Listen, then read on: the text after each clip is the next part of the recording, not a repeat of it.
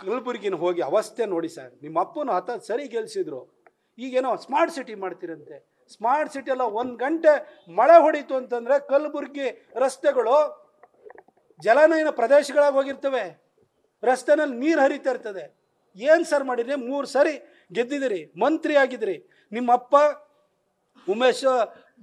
ಉಮೇಶ್ ಜಾಧವ್ ಇರ್ಬೋದು, ಕಮರುಲ್ಲಾ ಇಸ್ಲಾಂ ಇರ್ಬೋದು, ದೊಡ್ಡ ದೊಡ್ಡ ನಾಯಕರನ್ನೆಲ್ಲ ಬಲಿ ಕೊಟ್ಟು, ಅವರ ಮುಖ್ಯಮಂತ್ರಿ ಆಸೆನೂ ಕೂಡ ಬಲಿ ಕೊಟ್ಟು ನಿಮ್ಮನ್ನು ಮಂತ್ರಿ ಮಾಡಿದರು. ನೀವೇನ್ರಿ ಸರ್ ಮಾಡಿದ್ರಿ?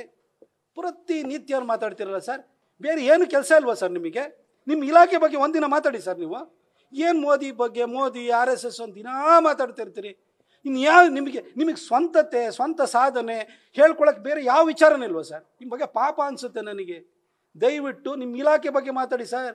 ಇದೇ ಥರ ದಿನ ಕೂಗುಮಾರಿ ಥರ ನೀವು ಬಬ್ಬೆ ಹೊಡಿತಾ ಇದ್ರೆ ನಿಮ್ಮನ್ನು ಯಾರು ಮುಖ್ಯಮಂತ್ರಿ ಮಾಡಲ್ಲ. ನಿಮ್ಮ ಅಪ್ಪನ್ನೇ ಮುಖ್ಯಮಂತ್ರಿ ಮಾಡಲಿಲ್ಲ ಸರ್ ಕಾಂಗ್ರೆಸ್ಸು, ಇನ್ನು ನಿಮ್ಮನ್ನು ಮಾಡುತ್ತಾ?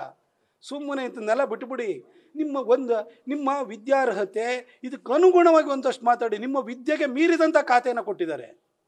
ಆ ಖಾತೆಗೆ ಒಂದು ಸ್ವಲ್ಪ ಸಮಯವನ್ನು ವಿನಿಯೋಗವನ್ನು ಮಾಡಿ ಒಳ್ಳೆ ಕೆಲಸವನ್ನು ಮಾಡಿ ಸರ್.